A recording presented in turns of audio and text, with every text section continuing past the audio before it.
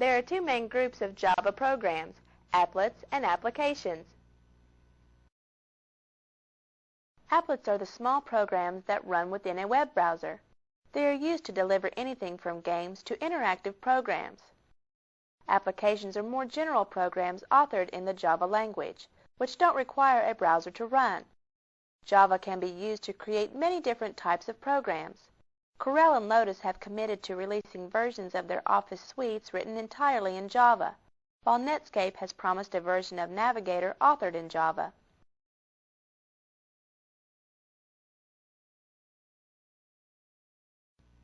If you want to acquire and install the Java Development Kit, also known as the JDK, this kit is provided free by Sun Microsystems on their website.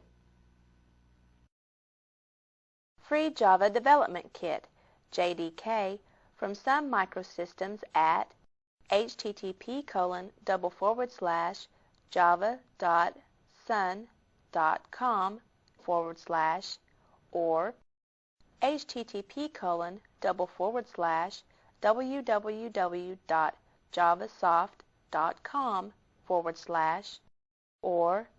ftp://java.sun.com/pub/. Be sure and read the installation instructions included in the README file. Installation problems, need troubleshooting, need help, or questions answered, check out the web page at http://www.javasoft.com/. Hypertext links to these sites, as well as other sites referred to or related to Java, may be accessed from the HTML file javalnks.html, included with the learning files we transferred to our hard drive earlier.